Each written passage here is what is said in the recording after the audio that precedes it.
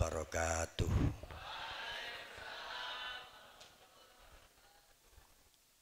Bismillahirrahmanirrahim. Alhamdulillahi rabbil alamin. Wassalatu wassalamu ala ashrafil anbiya wal mursalin Sayyidina wa maulana wa habibina wa syafi'ina wa qurrati a'yunina Muhammadin sallallahu alaihi wasallam wa ala alihi wa sahbihi ajma'in. La haula wa la quwwata illa billahil aliyyil azim. Amma ba'du. Al-Mukarram Al-Ustadz Mas Wafar SPDI SHI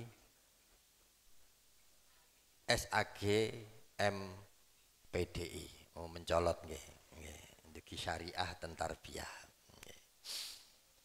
Al-Mukarramun segenap jajaran akademik juga asatid ustadzat SMA Hadijah. Tidak lupa adik-adik sekalian, murid putra maupun putri SMA Hadijah yang selalu dirahmati oleh Allah Subhanahu wa taala. Alhamdulillahirabbil alamin. Hari ini salah satu hal yang dulu pernah saya idam-idamkan akhirnya dijabahi oleh Allah Subhanahu wa taala. Masuk SMA Hadijah.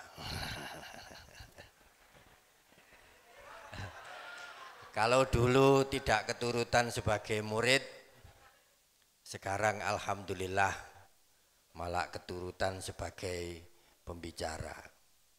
Tidak masalah.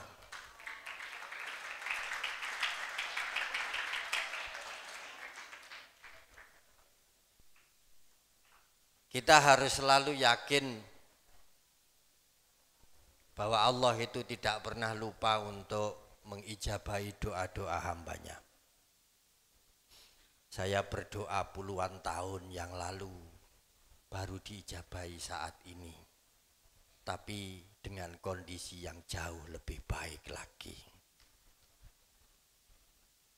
Saya inginnya itu sekedar menjadi seperti sampean-sampean ini, tapi malah keturutannya akhirnya jadinya seperti kepala sekolah.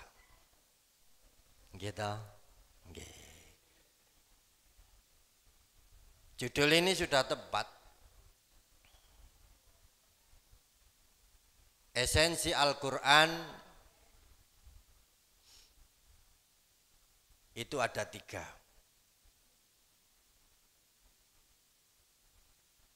Satu,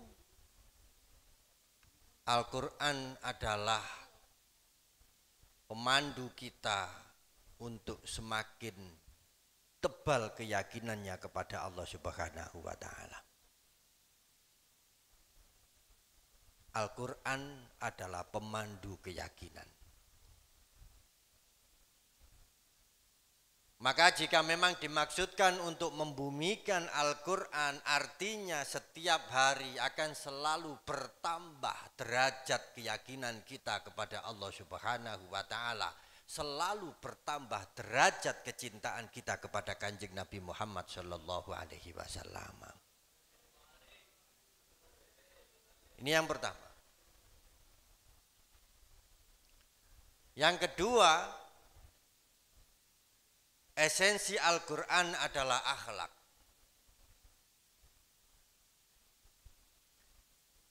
Akhlak itu adalah entitas yang mendorong kita untuk berbuat sesuatu.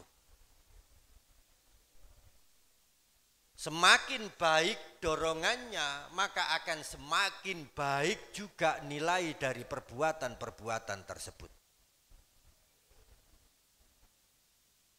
Tapi semakin buruk dorongannya, maka akan semakin rendah nilai perbuatan tersebut di hadapan Allah Subhanahu wa ta'ala.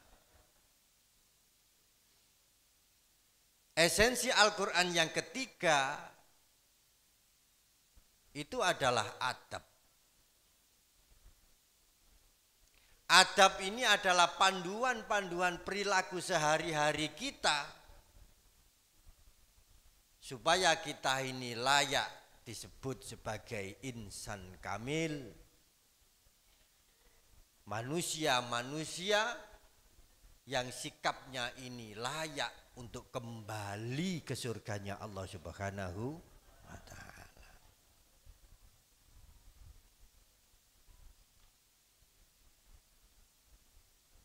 Saya tidak akan membahas tentang keyakinan.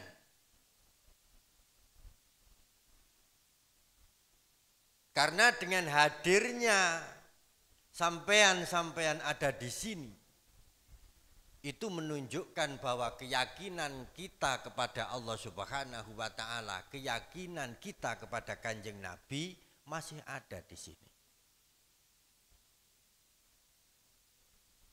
Mulai bener toh. Nek sampean ndak yakin kepada Allah, sampean ndak yakin kepada Kanjeng Nabi, lapo merayakan nuzulul Quran? Nggih napa mboten? Ya. Kita pasti akan merasa apa gunanya saya ada di ruangan ini. Itu kalau di dalam dada kita tidak ada keyakinan kepada Allah Subhanahu wa ta'ala, tidak ada keyakinan kepada Kanjeng Nabi Muhammad sallallahu alaihi wasallam.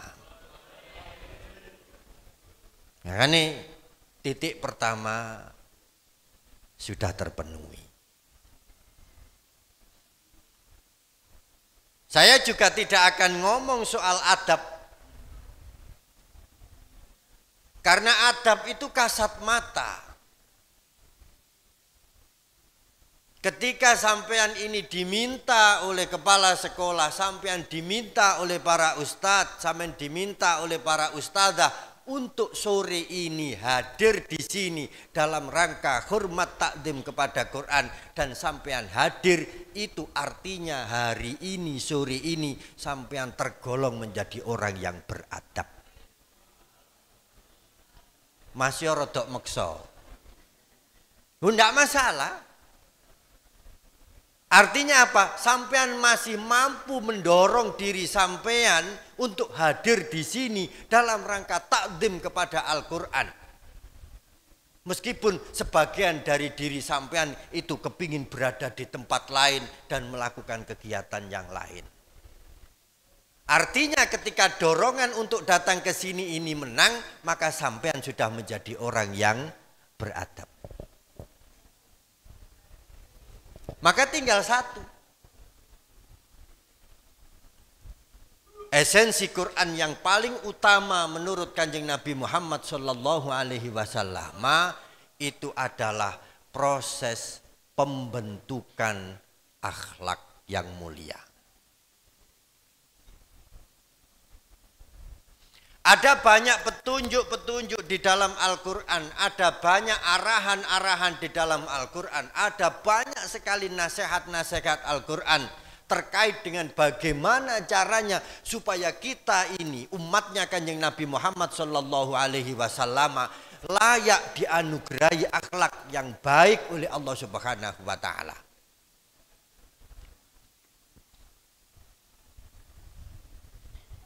Tapi tidak ada satupun petunjuk yang menyatakan bahwa akhlak itu bisa dilatih. Nggih? Tidak ada. Bahkan Kanjeng Nabi sendiri menegaskan di dalam dawuhnya beliau, innama bu'istu liutammima makarimal akhlak. Artinya apa? Rasulullah sallallahu alaihi wasallam itu diutus untuk menunjukkan betapa pentingnya esensi akhlak bagi umatnya.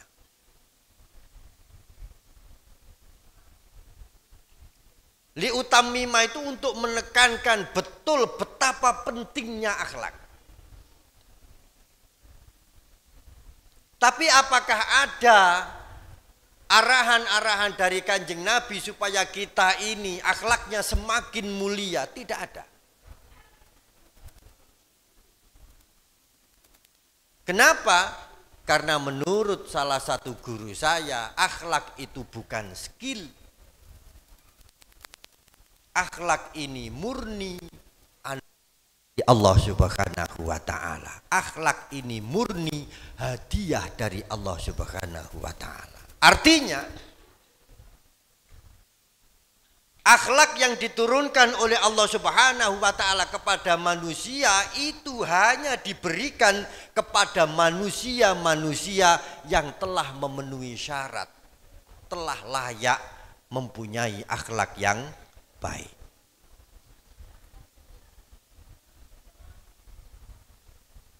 Lah terus supaya kita ini bisa memperoleh derajat, bisa mendapatkan akhlak yang mulia dari Allah Subhanahu wa ta'ala, yang bisa dilakukan oleh kita sebagai umatnya Kanjeng Nabi adalah memenuhi syaratnya. Sampai ndak bisa belajar akhlak, itu ndak bisa. Tapi jika sampean akhlaknya bagus, itu karena syarat-syarat untuk mendapatkan akhlak yang bagus telah terpenuhi. Seandainya akhlak itu skill, maka sekali sampean bisa mempunyai akhlak yang baik, maka selamanya akhlak ini akan terus baik. Tapi nyatanya tidak seperti itu. Akhlak itu naik turun tergantung dari pemenuhan syarat dan ketentuan yang telah diajarkan oleh Kanjeng Nabi Muhammad Shallallahu Alaihi Wasallam. Artinya nopo, kita ini sebagai umatnya Kanjeng Nabi dengan mempelajari Al-Quran, yang kita pelajari itu adalah bagaimana caranya supaya kita ini memenuhi syarat, diberi akhlak yang mulia oleh Allah Subhanahu wa ta'ala. Nih, saya dulu pernah bertanya kepada kiai saya, lah terus syarat-syarat supaya kita ini layak diberi anugerah akhlak yang mulia oleh Allah Subhanahu wa ta'ala niku napa mawon? Beliau menjawab, ada 3. Setidaknya ada 3 hal yang harus diikhtiari oleh umatnya Kanjeng Nabi, yang jika 3 hal itu terpenuhi maka umat tersebut layak diberi akhlak yang mulia oleh Allah Subhanahu wa ta'ala. Tapi selagi 3 hal ini belum terpenuhi, maka kita ini sebagai umatnya Kanjeng Nabi belum layak menyandang predikat orang yang punya akhlak mulia.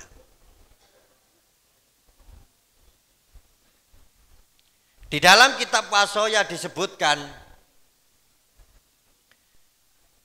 3 hal yang bisa diikhtiari oleh umatnya Kanjeng Nabi itu. Yang pertama adalah Shahihal Binyah.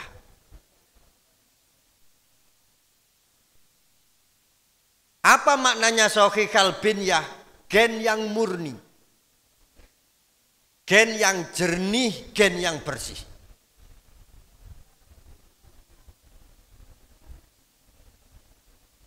Kenapa untuk memperoleh akhlak yang mulia ini yang dibenahi duluan bukan otaknya, yang dibenahi duluan bukan hatinya, tapi menurut kitab Wasoya yang dibenahi duluan adalah fisiknya, karena fisik ini adalah wadah. Monggo main logika dulu. Sing penting iku wadah sing bersih apa isi sing bersih? Wadah yang bersih apa isi yang bersih? Wadah yang bersih apa isi yang bersih? Yes. Pertanyaan kedua, yang menentukan itu sebenarnya isi yang bersih menentukan wadah yang bersih, atau wadah yang bersih akan berisi sesuatu yang bersih? Wadah. Wadah dulu. Wadahi dhisik. Orang yang menginginkan akhlak yang mulia dari Allah Subhanahu wa Ta'ala, yang pertama harus dibersihkan, yang pertama harus ditata adalah fisiknya dulu.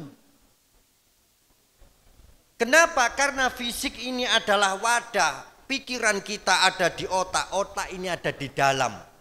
Perasaan kita ada di hati, hati ini di dalam. Walaupun kita punya hati yang bersih, walaupun kita punya pikiran yang bersih, kalau tubuh kita ini kotor, kira-kira.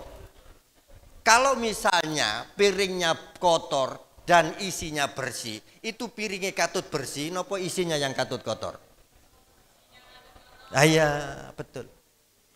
Sebaik apapun hati sampean, kalau fisik sampean ini kotor, maka lama-lama hati sampean akan ikut kotor. Sebaik apapun pikiran kita, kalau wadahnya ini kotor, lama-kelamaan pikiran juga akan ikut kotor. Itulah kenapa di dalam pendidikan Islam yang pertama perlu ditekankan itu bukan kuantitas ilmunya, bukan kemampuan perasaannya, tapi yang ditekankan pertama itu adalah kebersihan fisiknya dulu. Dengan apa? Dengan asupan yang halalan thayyib.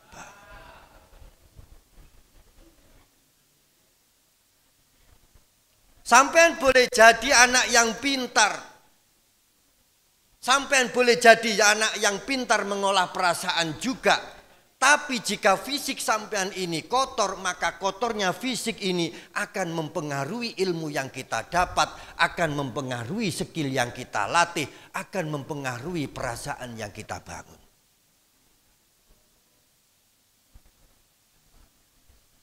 Artinya apa? Semakin bersih wadahnya, maka apapun hal baik yang masuk ke dalam pikiran akan menjadi hal yang baik sempurna. Apapun yang masuk ke dalam hati akan menjadi hal yang baik sempurna. Kenapa? Karena wadahnya bersih.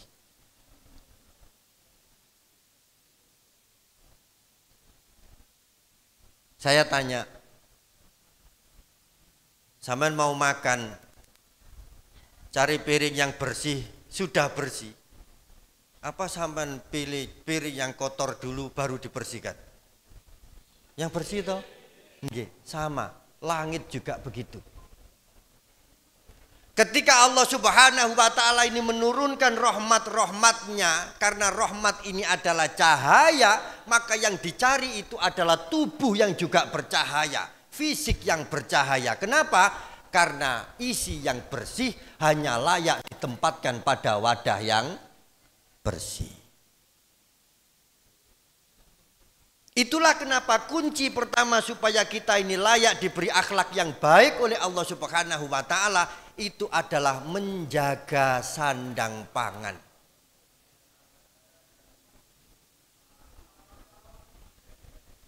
Kalau makanan kita halal, kalau pakaian kita berasal dari rizki yang halal, maka dengan sendirinya Allah akan memilihkan ilmu-ilmu yang halal yang baik bagi kita. Kenapa? Karena wadah yang bersih hanya layak mendapatkan isi yang bersih.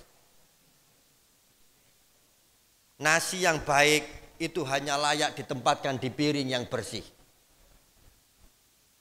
Tapi nek piring itu kotor, ya layak disaini dengan isi yang juga sama-sama kotor. Itulah kenapa makanan hewan itu tidak pernah dibersihkan wadahnya. Kenapa? Karena sesuatu yang tidak layak ini hanya ditempatkan pada wadah yang juga tidak layak. Sementara wadah yang layak ini meskipun tidak serta-merta berisi dengan sesuatu yang bagus, itu pada saatnya ketika diisi pasti mempunyai isi yang bagus. Piring yang bersih meskipun tidak digunakan sekarang, jika besok ada orang menginginkan makan, maka pasti terpakai. Artinya apa? Kalau kita ini berusaha menjaga tubuh kita ini dengan asupan yang halal, menjaga tubuh kita ini dengan sandangan yang halal, maka pada saatnya Allah Subhanahu wa ta'ala menurunkan rahmatnya yang baik, menurunkan rizkinya yang baik, maka itu pasti mengarah kepada kita yang telah bersih dulu. Baru kemudian sisanya ini dibagikan kepada yang tidak terlalu bersih. Apakah terus kemudian dengan tubuh yang bersih, dengan fisik yang jernih sudah cukup? Belum. Untuk bisa memenuhi syarat mendapatkan akhlak yang baik dari Allah Subhanahu wa ta'ala, ada ikhtiar yang kedua, qawiyal idroki. Qawiyal idrok itu maknanya nalar yang bagus, nalar yang peka. Kalau yang di awal itu adalah pendidikan tentang fisik, kalau kita ngomong nalar, maka ini adalah pendidikan pikiran, pendidikan otak. Ketika tubuh kita ini sudah berusaha kita bersihkan dengan menggunakan rizki yang halalan thayyibah, maka hal yang kedua kita lakukan, kita ikhtiari adalah mendidik pikiran kita supaya mempunyai nalar yang peka. Bagaimana caranya? Kita mencari guru yang baik. Kita mencari guru yang baik. Hal yang pertama kita lakukan, kita mencari rizki yang baik. Maka yang kedua kita lakukan adalah kita berusaha berguru kepada orang-orang yang baik. Saya dulu protes. Tapi sebenarnya ilmu itu kalau zaman sekarang kan otodidak saja bisa, Yai. Otodidak saja bisa. Kenapa? Karena sumber ilmu itu bertebaran.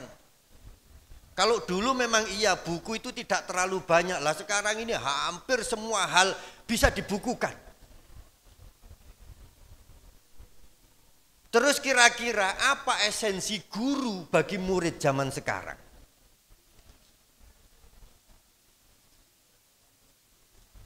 Jawaban guru saya, kenapa kita ini tetap butuh guru, Gus? Karena guru itu mengandung 3 kelebihan. Mengandung 3 kelebihan. Yang pertama, dengan kita berguru kepada orang yang baik, maka akan terjadi transfer ilmu plus pemahamannya. Semakin banyak guru kita, maka akan semakin banyak ilmu yang kita dapatkan, dan akan semakin besar pula pemahaman kita akan ilmu-ilmu tersebut, karena ada orang yang menuntun kita menuju pemahaman. Sementara jika kita ini tidak berguru, membaca buku sebanyak apapun, yang kita dapatkan hanya ilmunya tapi tidak pemahamannya. Guru memberi kita ilmu sekaligus memberi kita arahan bagaimana cara kita mendayagunakan ilmu tersebut. Kita diajari fikih tapi sekaligus juga prakteknya. Kita diajari tauhid tapi sekaligus juga dengan prakteknya. Sementara kalau kita ini hanya sekedar membaca buku saja, yang kita dapatkan itu hanya ilmunya tapi tidak ada prakteknya sama sekali. Padahal yang namanya ilmu itu jika tidak arah-arahan menuju praktek yang baik, justru akan semakin berbahaya dan menyesatkan. Saman pernah baca novel yang kemudian muncul filmnya? Pernah ya? Oke. Saya tanya, ketika Saman membaca novel, di dalam otak Saman muncul fantasi-fantasi tentang bagaimana visual dari novel tersebut. Tapi begitu ternyata menjadi film, berubah total, berbeda sekali dengan apa yang pernah kita bayangkan. Begitu kan? Oke. Sama. Ilmu juga begitu. Sebanyak apapun bacaan yang kita latih, yang kita baca, yang kita dapatkan, kalau tidak ada guidance, kalau tidak ada petunjuk, kalau tidak ada sutradara yang mengarahkan itu menjadi praktikal yang benar, maka visual kita itu adalah visual yang menyesatkan. Paham gak? Makanya kenapa kita tetap wajib berguru kepada orang yang baik, supaya apa? Meskipun sedikit ilmu yang kita punya, tapi di dalam ilmu tersebut juga terdapat pemahaman-pemahaman tentang bagaimana caranya kita mengamalkan, tentang caranya bagaimana kita mendapatkan manfaat dari ilmu tersebut. Ini yang pertama. Yang kedua, dengan adanya guru maka terjadi yang namanya transfer merek. Napa? Transfer merek. Kalau sampean belajar sendiri sepintar apapun sampean, maka harga dari ilmu yang sampean punya ini butuh waktu yang lama untuk menjadi mahal. Karena sampean harus membuktikan sendiri bahwa ilmu yang sampean punya itu benar-benar bermanfaat. Tapi kalau sampean mendapatkan ilmu itu melalui guru, maka tidak hanya ilmunya saja yang ditransfer kepada sampean, tapi derajat dari guru sampean akan ikut menempel kepada sampean sepanjang masa. Merek. Sampean tidak akan ditanya sampean dulu sekolah belajar apa saja, apakah mendapatkan pelajaran ini, pelajaran ini, pelajaran ini. Boten, ketika sampean di masyarakat yang ditanyakan itu adalah sekolah di mana. Dengan menyebut saya lulusan SMA Khadijah, meskipun sampean di Khadijah peringkat terbawah, tapi nilai sampean akan tinggi dengan sendirinya mengikuti derajatnya SMA Khadijah. Nggih napa mboten? Aja diremeno arek iki rek. Lulusane Khadijah padahal ranking 38. Lu ndak masalah karena orang itu melihatnya dari siapa sampean berguru. Di mana sampean berguru, bukan tentang ilmu apa saja yang sampean dapatkan. Loh ini loh yang disebut dengan transfer merek. Artinya apa?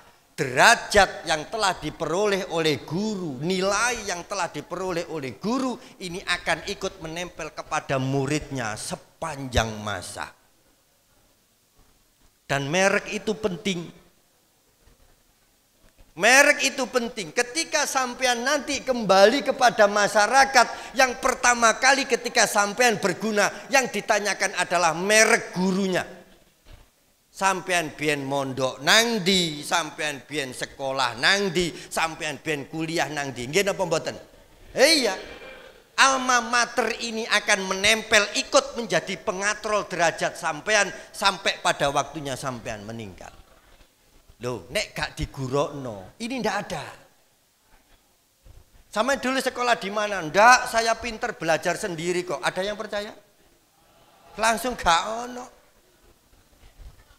Tapi begitu sampean mantuk terus ditakoki, lulusan didik SMA Khadijah. Oh, berarti iso tahlilan. Berarti iso mimpin istighosah, berarti bisa ceramah. Pandangannya kan seperti itu. Loh ini loh derajat gawan. Nek wong Jawa ngarani keramat gandul. Gak melok berusaha tapi melok menikmati hasilnya. Reputasi SMA Khadijah ini akan sampean bawa menjadi bagian dari derajat sampean sepanjang masa. Duh, sampean percaya kan bahwa merek itu menentukan harga? Percaya napa mboten? Nggih. Saya itu pernah beli di Royal tas. Harganya 250.000. Tak pikir sudah mahal. Apa itu lo tas tenteng itu lo, apa nek bahasa keren nih, clutch bag, ya wes ngono lah. Nek wong wedok kan tote bag ya, nek wong lanang jenenge clutch bag. 1 minggu kemudian saya dapat unjangan workshop di Jakarta. Saya berangkat karena belum waktunya masuk kegiatan. Saya iseng keliling-keliling di mall. Loh dilala saya masuk ke satu toko tas, ketemu dengan tas persis dengan tas yang saya bawa, persis, sak merek-mereknya persis. Cuman di bawah tas itu ada tambahan 7 huruf warna merah miring SUPREME. Supreme. Tadi merek itu Fit Supreme. Saya lihat bandrolnya mirip, tapi bertambah nolnya 1, 2,5 juta. Tase lo podo rek, persis podo, bahannya sama, resultingnya juga sama, isinya juga sama, tak buka-buka ndak ada bedanya sama sekali. Yang membedakan itu cuma tambahan 7 huruf di bawah itu tok, dan harganya mencolot 10 kali lipat.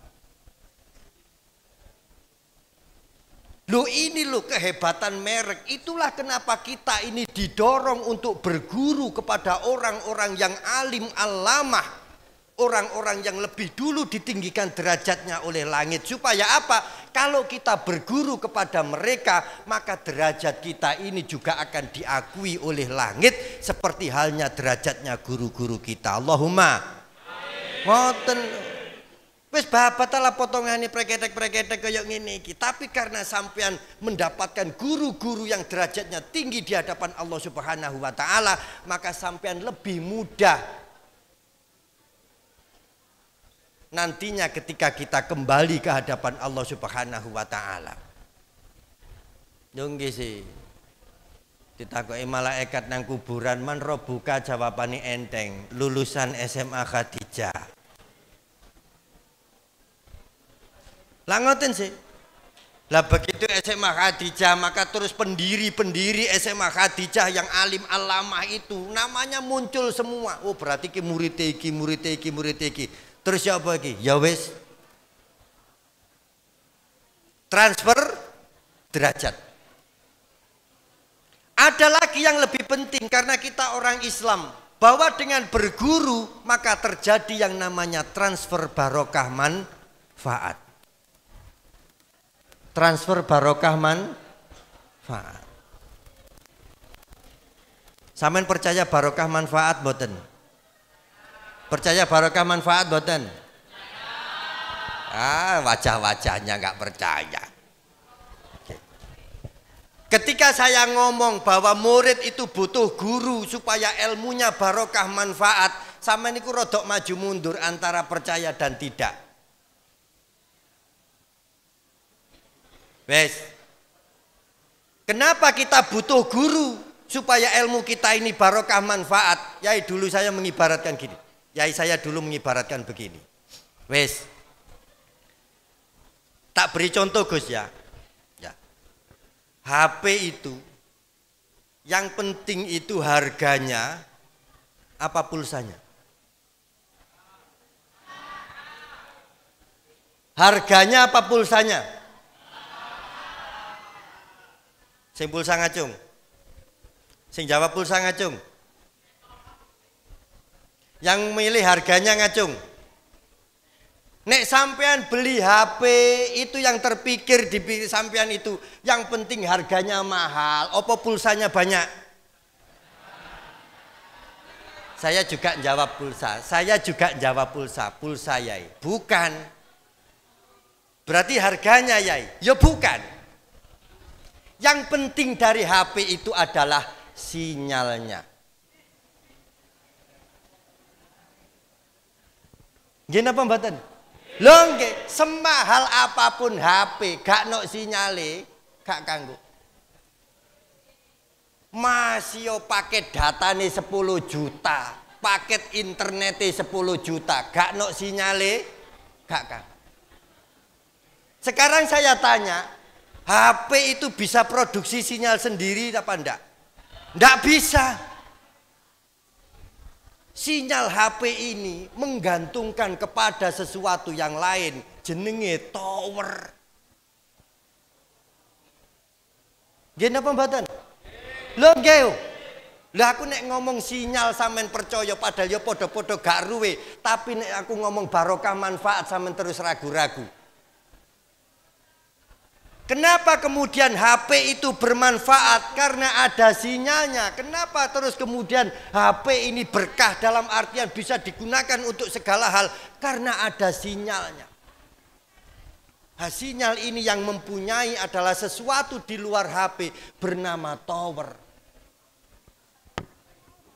Jika dimisalkan bahwa barokah manfaat itu miliknya Allah Subhanahu wa ta'ala, maka sinyal ini miliknya Allah Subhanahu wa ta'ala, dititipkan kepada satelit bernama Kanjeng Nabi Muhammad sallallahu alaihi wasallam. Oleh Kanjeng Nabi dari satelit ini ditransfer nanggone tower ini adalah para ulama, guru-guru kita yang mengajar kita setiap hari, para asatid dan ustadzat. Artinya apa? Seorang murid ini semakin dekat dengan gurunya, maka akan semakin terjaga manfaatnya. Kenapa? Karena ada yang mengarahkan, ada yang menjaga, dan ada yang mencegah dia dari kerusakan. Tapi kalau murid ini jauh dari gurunya, karena tidak ada pengawasan, tidak ada yang memberi tambahan ilmu, maka gunanya akan semakin lama semakin sedikit, manfaatnya semakin lama akan semakin tergerus. Nggih napa mboten? Lho ya percaya lho, padahal opo nek mari lulus kok dijakuk terus gak tahu moro rene maneh. HP ini meskipun harganya 250.000 second pisan, pulsane cuman 10.000, tapi nek jejer karo tower maksimal napa mboten gunanya? Maksimal. Makanya murid juga begitu. Jangan terus sampean itu kecil hati karena sampean tidak termasuk orang yang pinter. Selagi sampean ini mepet dengan guru, selagi sampean ini merasa sambung dengan guru, maka manfaat sampean akan diturunkan oleh Allah Subhanahu wa ta'ala. Ilmu meskipun sedikit, kalau diridhoi oleh guru, dijaga oleh guru, maka manfaatnya dijaga oleh Allah Subhanahu. Makanya perlu guru. Jaga baik-baik tower sampean. Karena ketika sampean tidak menghormati, tidak merawat tower, nek tower iku sampai roboh, sampean pedot sinyale. Ilmu sampean tidak akan manfaat barokah, seperti halnya pulsa sampean tidak akan berguna karena tidak ada sinyalnya.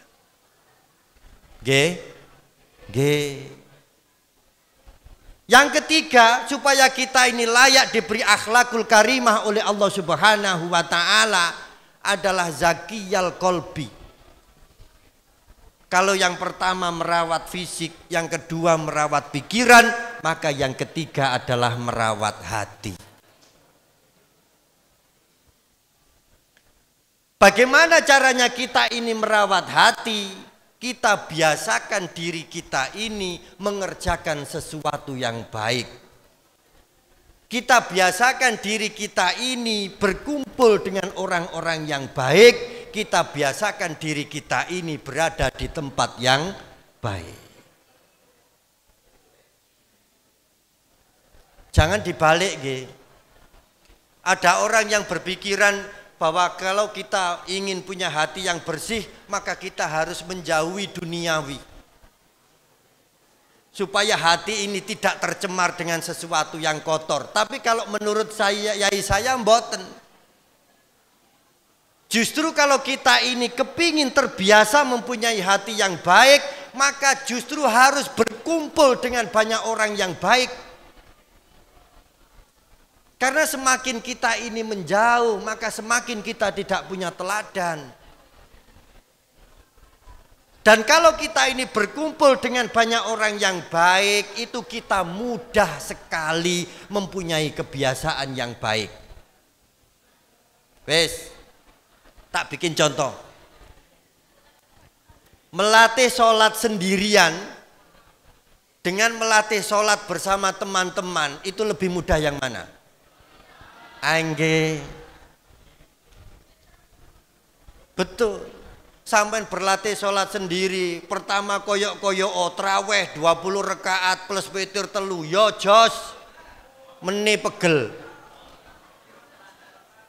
Tapi kalau kita ini berkumpul dengan orang-orang yang sama terawihnya, ya ora-orane Mas yo gak 20, oleh 4, oleh 6, oleh 8, itu tetap dilakukan. Sungkan karo kanan kiri ini. Kita ini lebih mudah mempunyai kebiasaan yang baik kalau berkumpul dengan orang-orang yang terbiasa melakukan sesuatu yang baik. Makanya hal ketiga yang harus kita lakukan supaya kita ini layak mendapatkan akhlak yang mulia di hadapan Allah Subhanahu wa taala adalah berkumpul dengan teman yang baik. Satu, mencari rizki yang baik. Yang kedua, mencari guru yang baik. Yang ketiga, mencari teman yang baik. Insya Allah dengan sampean ada di SMA Khadijah, satu, asupan terjamin halalan thayyibah. Yang kedua, gurunya orang-orang yang alim alamah. Yang ketiga, sampean mendapatkan bonus teman-teman yang baik-baik. Semoga sebagai murid-murid SMA Khadijah, masing-masing dari kita ini layak diberi Allah akhlak yang mulia. Allahumma Al-Fatihah. Alhamdulillahirabbil alamin arrahmanirrahim maliki yaumiddin iyyaka na'budu wa iyyaka nasta'in ihdinas siratal mustaqim siratal ladzina an'amta 'alaihim ghairil maghdubi 'alaihim waladdallin amin.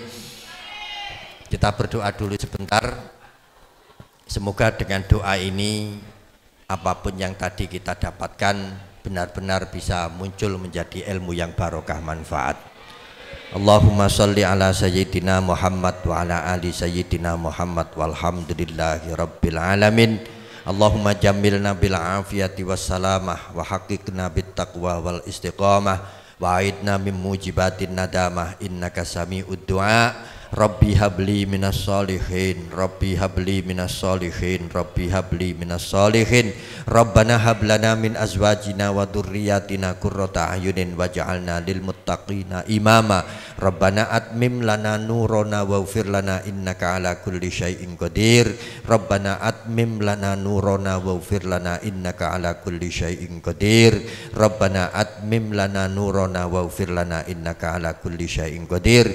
Rabbana atina fid dunya hasanah wa fil akhirati hasanah wa qina adzabannar wa adkhilnal jannata ma'al abrar ya aziz ya ghafar ya rabbal alamin. Wa sallallahu ala sayyidina Muhammadin nabiyil ummi wa ala alihi wa sahbihi wa sallam. Subhana rabbika rabbil izzati amma yasifun wa salamun alal mursalin walhamdulillahi rabbil alamin bi barakatil Fatihah. A'udzubillahi minasyaitonir rajim. Bismillahirrahmanirrahim. Alhamdulillahi rabbil alamin.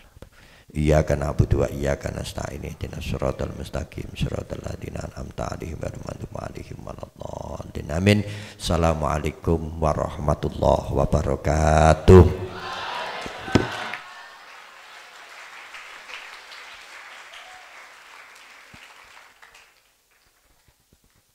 Alhamdulillah, itulah tadi Al-Mau'idatul Hasanah oleh Gus Sa'dullah Syarafi. Semoga kita bisa memetik makna, hikmah, serta mengamalkannya dalam kehidupan sehari-hari. Amin, amin, ya rabbal alamin. Ramadan.